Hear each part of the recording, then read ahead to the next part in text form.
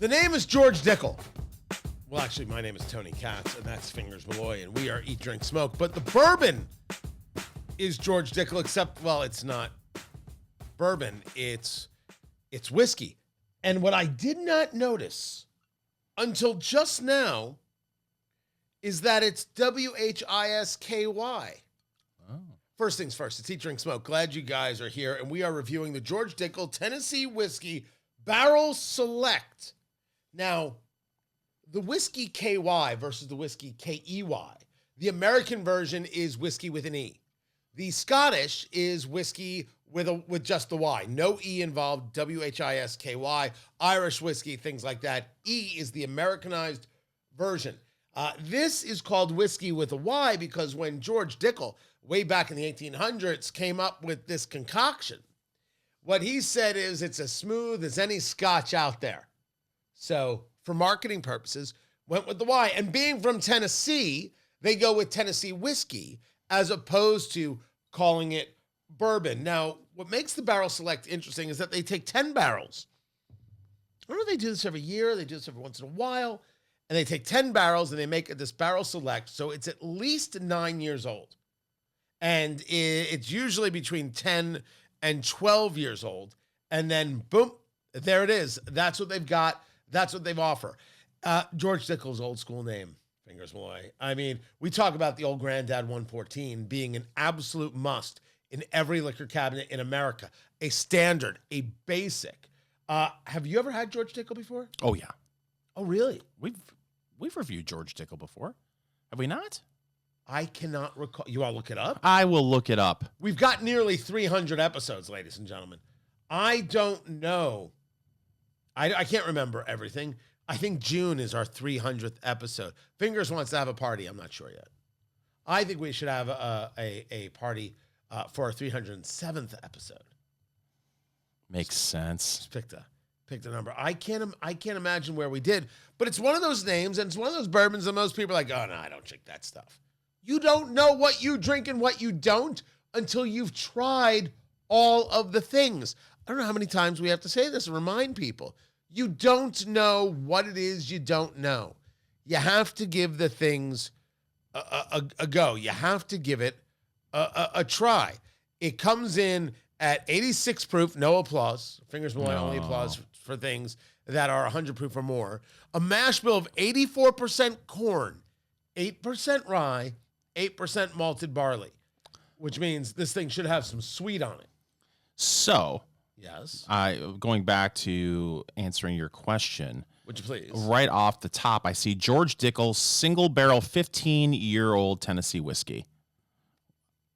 October of 2023.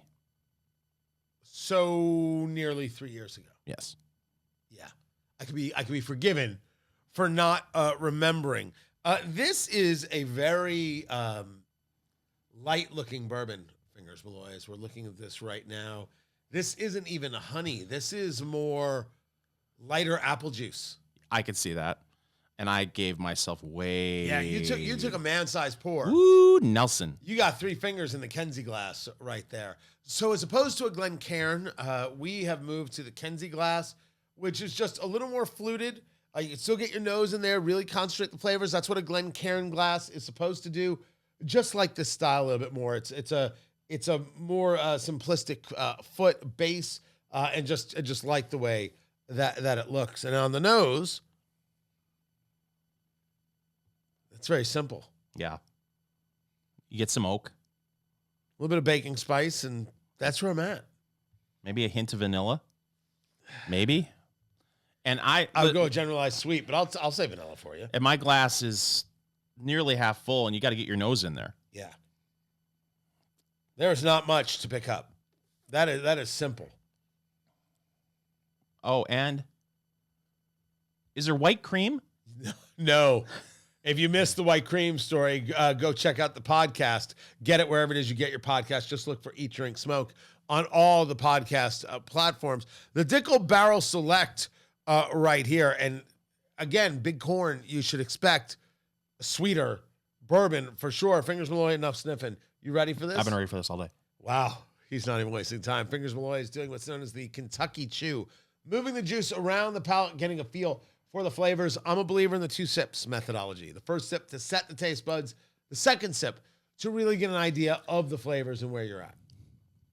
So there's a nice bit of oak on there. Maybe a little bit. There's not a lot here, Tony. It's sweet. It's almost a little fruity, but I can't put my finger on what it is. A slight tinge of alcohol, ethanol. I get that on the nose. You got to really get in there and really take a large sniff, though. It's thin. Yeah, you are right about thin. There's like zero viscosity here. Now, again, maybe my palate is all screwed up from what we had in the last hour of the show. The stupid chocolate but peanut butter thing. I was expecting it to be a lot sweeter than it is based on the amount of corn. It's fine. It's a nice little sipper. All right, I'm going in. Okay. This is the George Dickel. This is the Barrel Select 86 proof. There you go. He's going in, ladies and gentlemen, and he's doing what we like to call the Saginaw Swish, the Memphis Munch, the Chattanooga Chomp. Is he going to go in for seconds? He's doing I don't know what that was. I let that really sit on the tongue. Yeah. Yeah. He's doing the old man whiskey face. Yeah. He's going back in. And I don't know if I'm trying to talk myself into some banana on the finish. Yeah, you're talking yourself into that. Yeah. That's not real. That's not real. You made that up. Like your college transcripts. Not according to IU. PUI. There is very little there. You're right? absolutely right. Heat, center chest, spreading through. Only a sting on the tongue because I let it sit there. There's not an oak. There's not a vanilla. This is... I don't even know where I begin. I do not know where I begin on that flavor. This is very, very simple. A little bit of spice, a little bit of vanilla. You don't get any oak. I don't think fruit. Good for you. Good for you. I'm trying to think what that other flavor might be. Marzipan? No, and nor cream egg. That is very, very slight on everything. Yeah. And I don't know if a cube is going to make that better. I doubt it. But I mean, maybe as a mixer, you can do some things with this because you're just dealing with a base of alcohol. But I don't even have a base of alcohol that gives me one pronounced flavor. It's just, I mean, if you like your thing subdued, but yes, at 80, what was the percent of corn? 84% corn. I expected more sweet. Yeah, and that's not there. It's not there. Yeah, It's not there. I don't want to say bland, but you expect at least 3 or 4 notes, and you can kind of get them, but they're so subtle. It's just like you're sitting there and you're searching. There's subtle, but also simple, and that I don't know if that's my combination. Now, is this in the liquor cabinet? We'll figure that out. It's Eat, Drink, Smoke. It's about damn time. In a minute, I'm going to see a little something. I don't know how the song goes. What is with you? What are you singing? That was a popular song back in the day. Was it? Yeah, now I got to Google it. So is Tie Yellow Ribbon. You didn't go jump into that. Well, if you would have said, let me tell you about an old oak tree. It's Eat, Drink, Smoke. I'm Tony Katz. Sorry, I just got lost in what the hell that was. That's Fingers Malloy right there. It's a story about dress codes. And as you know, I am a believer that one should not show up dressed like you just got out of bed.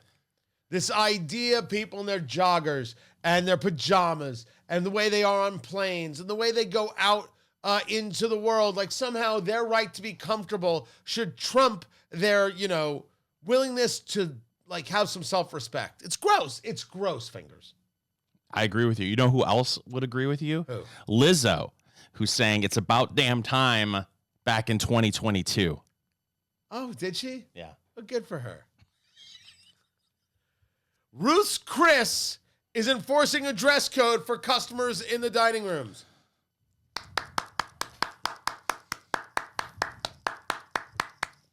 Listen, if you are not making your own steaks, purchase from defiancebeef.com. The finest beef anywhere, aged 21 days, cut to your specifications. I just ordered my full cow. Full cow. How much ground beef? Over 300 pounds. It's going to be nuts. Insane. The ribeyes, the tenderloins, the strips, the cube steak, everything. Did I get the soup bones? You bet I got the soup bones. We make our own broth. It is amazing. DefianceBeef.com from the Indiana farm directly to you. Everything packed to your specifications, frozen, delivered to you right into the chest freezer, and done. Use promo code EATDRINKSMOKE and get $150 off your order of a quarter, half, or a full cow. They also have some very cool starter packs that you can check out.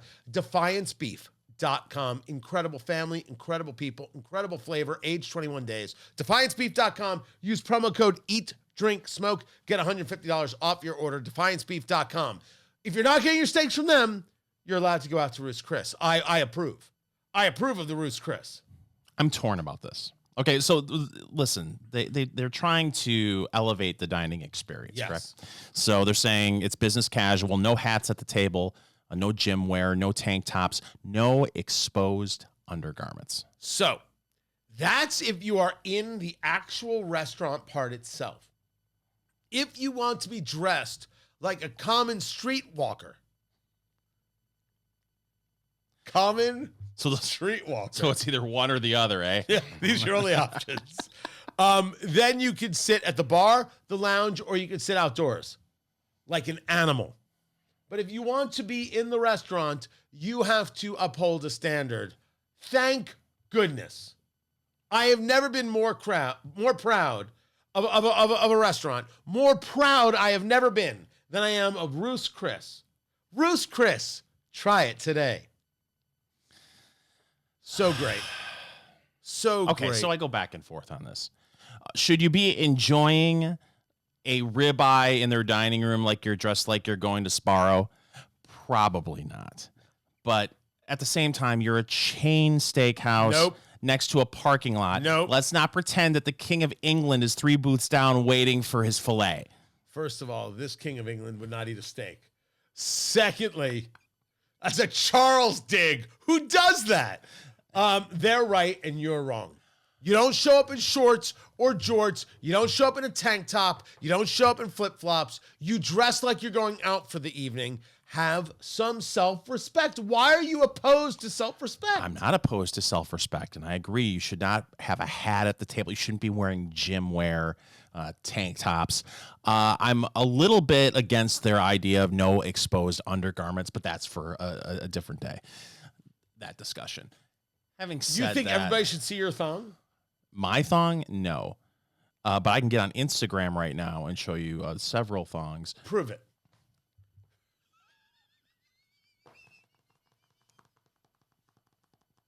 Is that the sound of you getting on Instagram? Yes, exactly.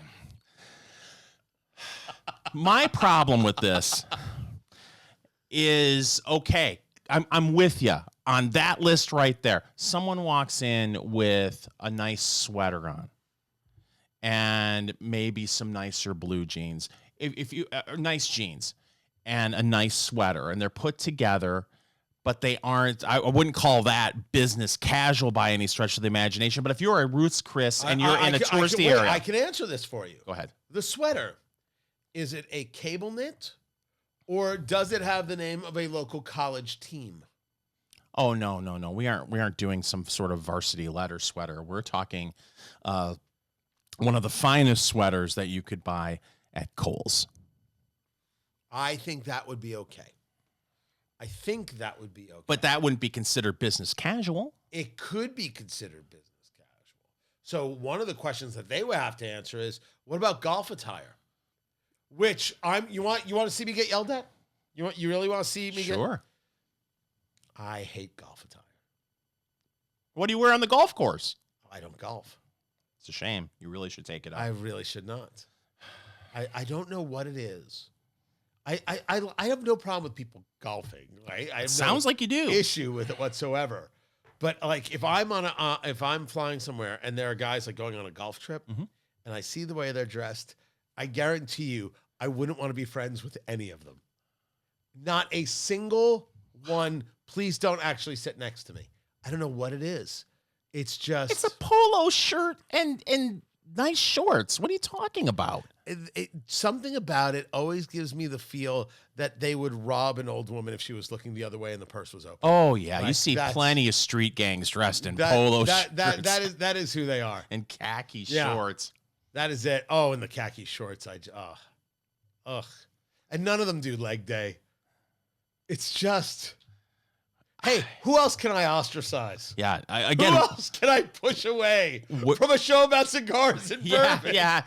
No golfers are listening right now. Jeez. No, the real golf guys, they don't care. You know, like whatever, man. Doesn't matter. You taught me this. You taught me the art of screw 'em.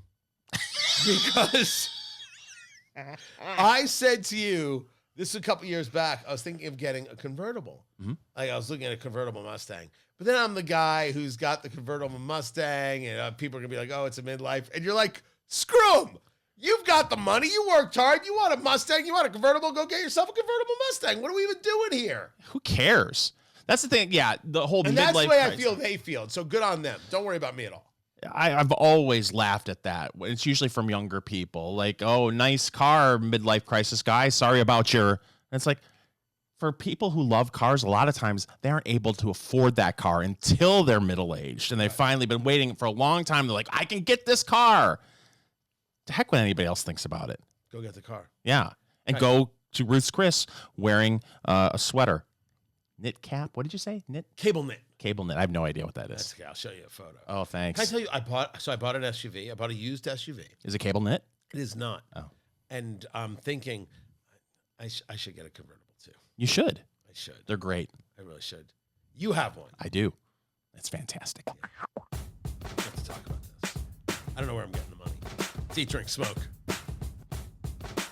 Eat, Drink, Smoke. It is your cigar, bourbon, foodie extravaganza. I'm Tony Katz. That is Fingers Malloy. Find everything at eatdrinksmokeshow.com. The website is all new, looking absolutely amazing. And subscribe to the YouTube channel. Just look for Eat, Drink, Smoke and subscribe. The videos are there of the show. If you miss anything, get the podcast, check out the video. This is the George Dickel right here. This is the Barrel Select coming in at 86 proof Tennessee whiskey because it's supposed to be as smooth as Scotch. So said George Dickel in the 1800s. Now, I got to tell you, as Fingers will tell you, not much there on the palate or the finish. Not much oak, not much vanilla, not much. Very, very slight, subtle kind of whiskey going on. Again, Tennessee whiskey, not a bourbon. And so I'm. Oh, I just That's spill some. considered good luck in Latvia. Well, then that's all I could ever ask for. So I put mine on a cube right here. Water changes proof, right? Water brings down proof. It's the only thing that does. It's the only thing you can add. And water also changes complexion. Some flavors more pronounced, some more muted, opens up the bourbon. So you could do a little bit of water, as Fingers Malloy did, or you can add a cube, as I did. It can change things. We've had unbelievable experiences. We've had very slight experiences with a cube. I can't imagine this is going to open things up where there's going to be a big flavor explosion, but that's why we try. That's what we do. So I'm going in, Fingers, on the George Dickel, the Barrel Select. He's going in, ladies and gentlemen, and he's got it on a big rock, and he's doing what we like to call the Memphis Munch. Chattanooga Chomp. Yeah, it's better on the cube. Is it really? Yeah, there's a little more spice. Maybe that is oak. Maybe that's what that is. That's what I thought it was. There's but I didn't get it before. I do get a little bit now, and there's a little bit of heat now going on. It's not a cinnamon; it's just a little bit of heat. Maybe that is a vanilla, a bit of a vanilla cream that comes better on the cube. Better on the cube. Okay. Absolutely. He would just add a little bit of water to yours right there. Yep, I Fingers got Malloy. my eye droplet out, and You know, just before I go in, take a smell of that. Take a sniff. Did that bring out more on the nose with the water? It's more vanilla-y. It's definitely more vanilla than what I had. But you have more in your glass than I had in my glass. Yes. Because you poured yourself 9 fingers. But I'm telling you, I had my nose in this glass before I added water to it. I pulled my eyedropper out and I put a couple of drops of cool water in there. And I had to get my nose way in there before I got a note. And it brought things out. So let's see what it's like on the old palate. There he goes. He's going in. He's taking his sip, just adding a little bit of water to his right there. The cube did bring something out. Yep, it brought out spice, brought out oak. It did not. This is very surprising with the amount of corn in that mash bill. It's not all that sweet. Yeah. Sweeter with the cube, or is yours sweeter with the water? It's negligible. Okay. Is this in your liquor cabinet? This is the George Dickel, classic name in the brown liquors. You go to georgedickel.com. This is the Barrel Select. Is this in your liquor cabinet for $42.99 a bottle? No. Not mine either. This is way too slight. Now, the objective is smooth. Okay, you got smooth out of it. I hear you. A little bit of heat at the end, that's it. But I need the other things, and they're so slight. It's not even a question of subtle. It's just so slight. It's hints all the way around. There is much more oak with some water in it than there was just neat. But I don't know if that's enough for someone who really likes an oaky whiskey to be like, okay, I would like to try that because oak is the predominant note. There was a little bit of spice, like you said. But, man, if you would have said like $25 a bottle, I would have thought to myself, okay, this is the kind of bottle where you can drink it neat and you're fine with it. It's not going to be the first bottle you grab, but also if your friends come over and say, I want a whiskey and Coke, you'd be like, here you go. There it is. No Good problem. mixer. Yeah. Good mixer. $42.99 puts it out of the place. Yes. But we are pairing it with the Perla Del Mar Maduro. We're going with the Double Toro, the 6x60 box press Connecticut broadleaf, Nicaraguan in the binder and the filler. We have had some keeping it lit issues. That much has happened. But we've also been doing a lot of talking, and sometimes we think it's us, not so much the cigar. That's true. But also I know a lot of people, when they hear that, they say, what's the big deal? You got to pick up the lighter every once in a while. There's two bad things about that. First of all, you don't want your cigar to feel like it's work smoking it. You're not on the job site. You're supposed to relax. The other thing, too, you can get impatient when you have to relight your cigar over and over again, and you might get it too hot. And when that happens, you get that ammonia flavor that is really off-putting. Or the combustion's too much and it plugs up, and that's not good. I will say this, Fingers, for you, one band. One simple, easy to take off band right there. See, right now, there it is. On $7.50, at $7.50 a cigar. Yeah, this is something in the humidor. There's a place for this in your life. This might not be the cigar you reach for after a long day, but it actually could be. There's a lot of pleasant going on with this stick. It is first of all very, very easy. There is an earthiness. There is that cedar that came on the first third, working my way into the second third right now. There's a little bit of, it's going to sound ridiculously ridiculous. There's a little bit of a creaminess that is built. It's not a nutty cream. It's just a little bit of how that smoke is coming in.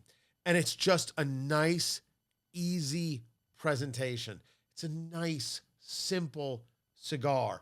And for under $10, being able to grab something that has a little more of that richness, a little more depth, plays medium a little bit plus. Medium a little bit plus. Yeah. For $7.50, the Perla Del Mar is a nice place to be. In keeping in the J.C. Newman family, I find myself gravitating more towards a brick house.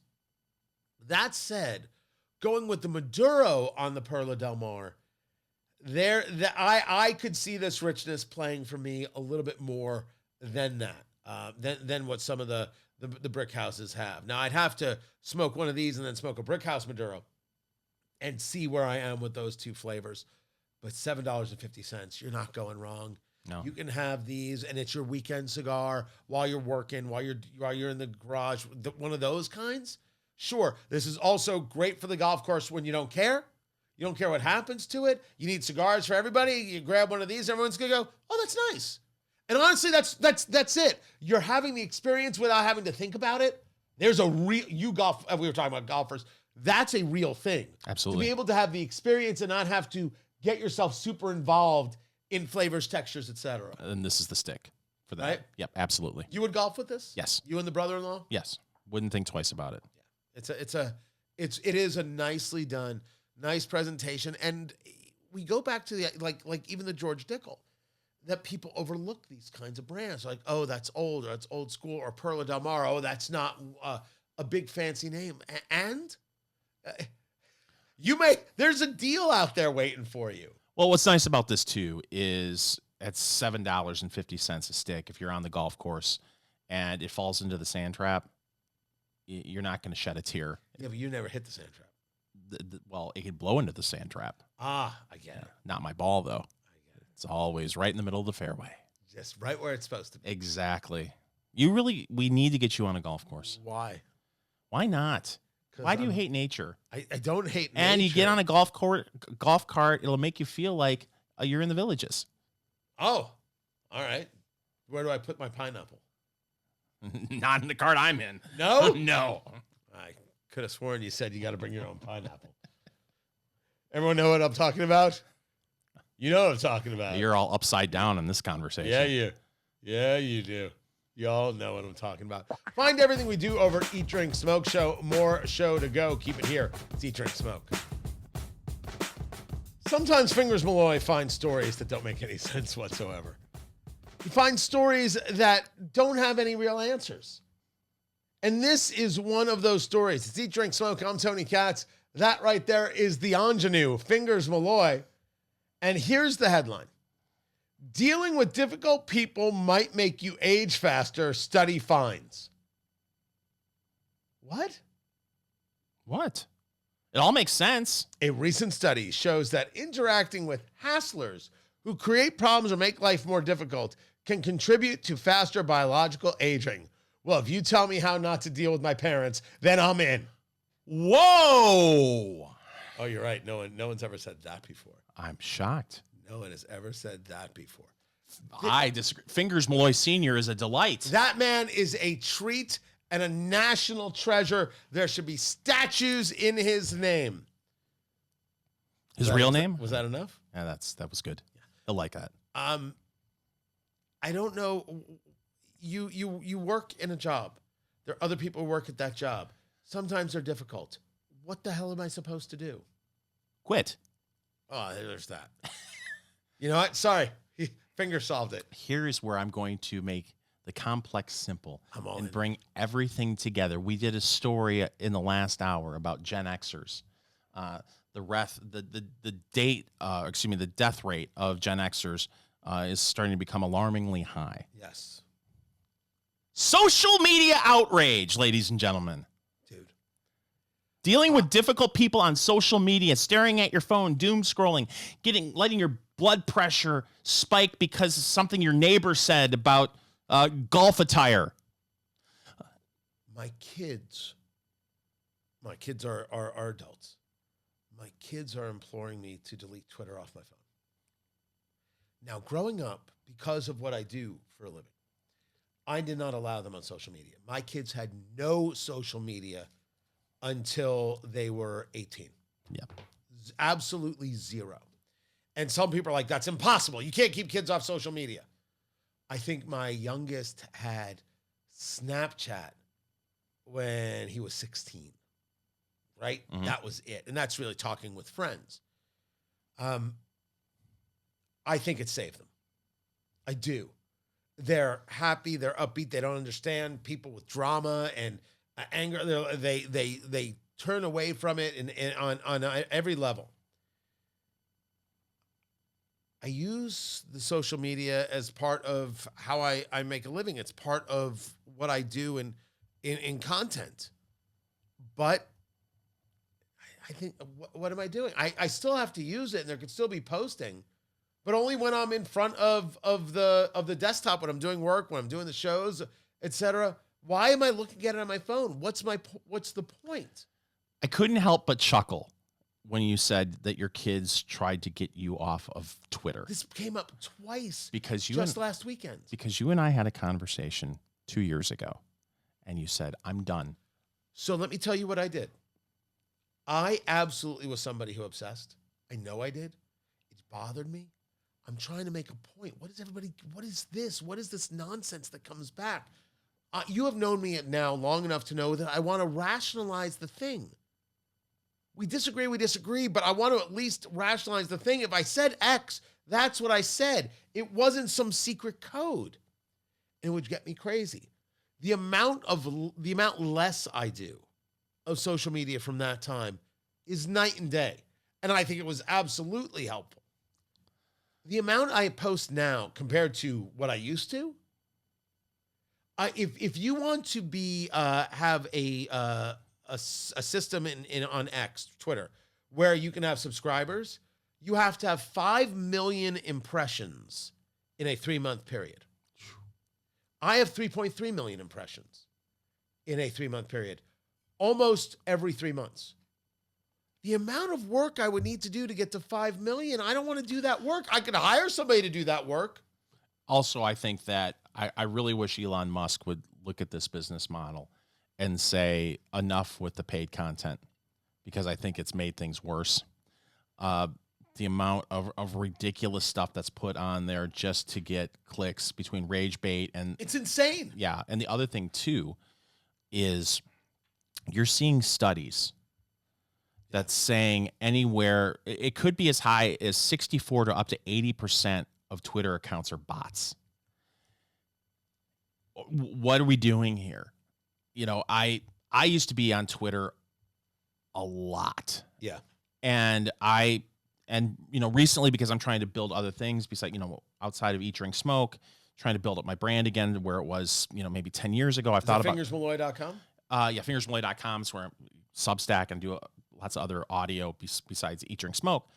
I've thought about becoming, you know, paying the extra to become verified.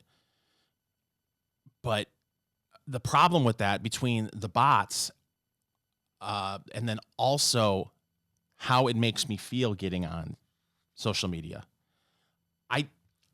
You know me, you've known me for well over a decade. It's nothing but joke, happy-go-lucky. I don't like what social media turns me into after about 15 minutes. It can't be healthy. It makes you angry. And it's really hard sometimes to take a step back, take a breath, and say, why do I want to argue with someone I don't even know about an issue that nobody's going to change their mind on social media? What's the point of this other than me getting angrier and angrier, and maybe for a 10, 15 seconds, feel good about my response? But then you always have to keep looking back, saying, "Oh, are they responding back? Are they responding?" And then all of a sudden, 3 hours of your day is lost because you get into these conversations. I don't know how healthy it is. I can't imagine that it is. Is there any question that Twitter is a news service in terms of information dropping? That I've gotten good information from it? That there are people I follow who are smart? Absolutely true, and for that I want to stick around. But there's a larger point of play here, which is I don't want the other stuff. And if you feel like media has let you down and you don't trust the quote unquote news services out there, well, you're using this as a news service in a way. The amount of people. So you are someone who says never block anybody on Twitter.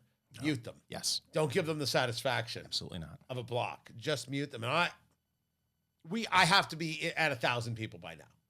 Bots and other things that have just been muted all the time. I'm doing that. But it was the both of them saying, what are you doing? You don't need this anymore. And I wonder whether I need any of it. Can you just create a life outside of that? With what we do on Substack at eatdrinksmokeshow.com, what we have with the videos on YouTube, what we do with the radio show and the podcast, at some moment, it's enough. It's tough, though, because you want to stay engaged genuinely with people who listen to the show, listen to what you do, and you want them to know that you're there to be able to interact and you're listening to their comments or you're reading their comments. But the other stuff, it's just like, when I started writing for the Washington Times, and, one or two of my pieces ended up on FARC, which... Oh, good Lord. That's old school. Yeah, it's really old school. And FARC was a fun aggregator of stories, and you read the comments if it's anything that is to the right of Bernie Sanders. Holy cow. They found pictures of me. I wrote a story about, I was at a conference and interviewed Richard Dreyfuss. And Sure. I don't know what Richard was having, some sort of morning. He took my Coke and walked away. And I did this whole funny story about him taking my Coke. They found pictures of me with my mohawk, with 5 different colors saying, look at this attention whore. It's like, oh my gosh, it's time to stop reading the comments. And now I just don't care. Who cares? By the way, Richard Dreyfuss, one of 4 people who ever cursed on my show. Wow. Yes. You got the dump button, huh? We missed the dump button. On Mr. Holland. We missed the dump button. The George Dickel Barrel Select $42.99. It's a no from Fingers and I. You, of course, should give everything a try. And the Perla Del Mar. This is the double Corona, the 6x60 box press. Yes. Put it in your humidor. This is Eat, Drink, Smoke. Follow Eat, Drink, Smoke on social media, on Twitter at Go Eat, Drink, Smoke, on Facebook, facebook.com/Eat, Drink, Smoke, and Instagram at Eat, Drink, Smoke Podcast.